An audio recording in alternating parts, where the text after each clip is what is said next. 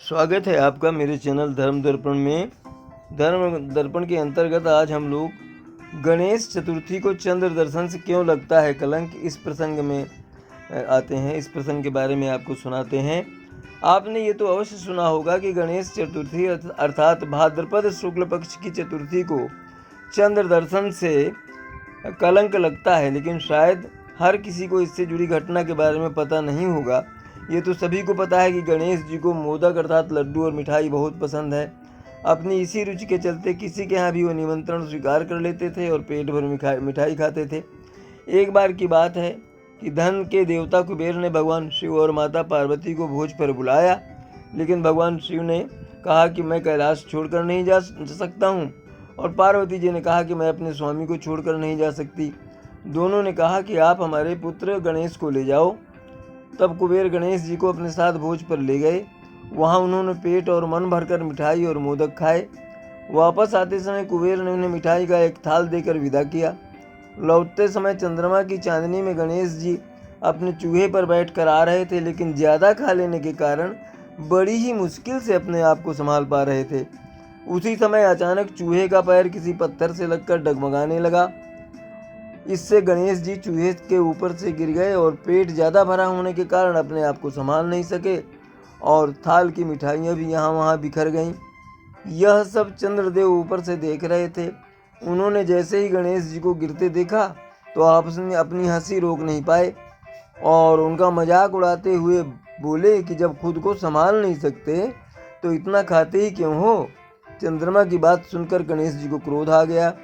उन्होंने सोचा कि घमंड में चूर चंद्रमा मुझे उठाने के लिए किसी प्रकार की सहायता नहीं कर रहा है और ऊपर से मेरा मजाक उड़ा रहा है। इसलिए गणेश जी ने चंद्रमा को श्राप दिया कि जो भी गणेश चतुर्थी के दिन तुमको देखेगा उस पर कलंक लगेगा, वो लोगों के बीच चोर कहलाएगा। श्राप की बात सुनकर चंद्रमा घबरा गए और सोचने लगे कि फिर तो मुझे कोई नहीं देखेगा। उन्होंने शीघ्र ही गणेश जी से क्षमा मांगी। कुछ देर बाद गणेश जी का क्रोध शांत हुआ। तब उन्होंने कहा कि मैं श्राप तो वापस नहीं ले सकता, लेकिन तुमको एक वरदान देता हूँ कि अगर वही व्यक्ति अगली गणेश चतुर्थी को तुमको देखेगा तो उसके ऊपर से चोर होने का श्राप उतर जाएगा। तब जाकर चंद्रमा की जान में जान आई। इसके अलावा एक और कहानी इस बारे में सुनने में आती है कि गणेश जी ने चंद्रमा को उनका मजाक उड़ाने पर श्राप दिया था कि वह आज के बाद किसी को दिखाई नहीं देंगे।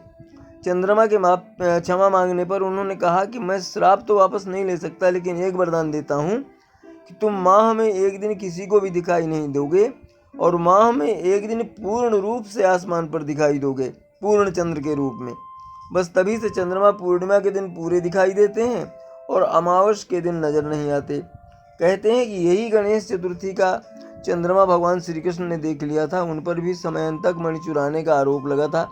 इस बारे में ये कथा है कि गणेश चतुर्थी के दिन भगवान श्री कृष्ण ने अनजाने में चंद्रमा को देख लिया था। इसका परिणाम यह हुआ कि इन पर एक व्यक्ति के वध का आरोप लगा।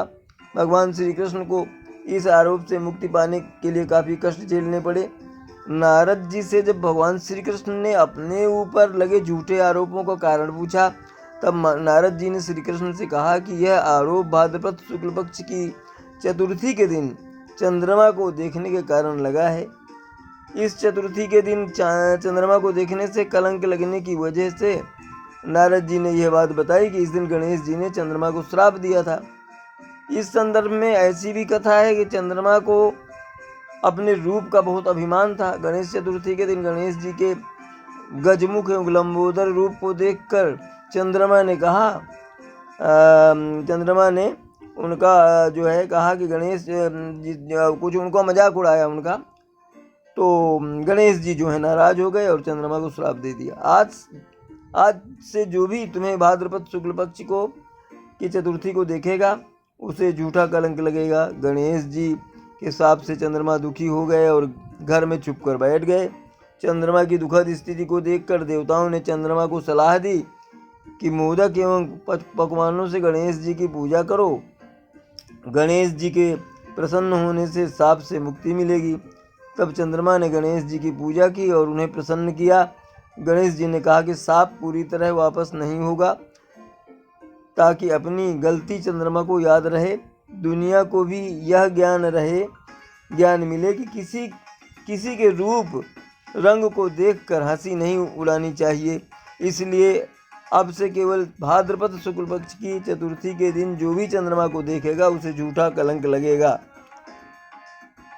यदि अनिच्छा से चंद्र दर्शन हो जाए तो व्यक्ति को भगवान गणेश को प्रसन्न करने के लिए ओम गंग गणपतये नमः मंत्र का जाप करने और गुड़ मिश्रित जल से गणेश जी को स्नान कराने एवं दूर्वा व सिंदूर प्रदान करने से कलंक और विघ्न मिट जाते हैं, विघ्न हरता है प्रभु गणेश।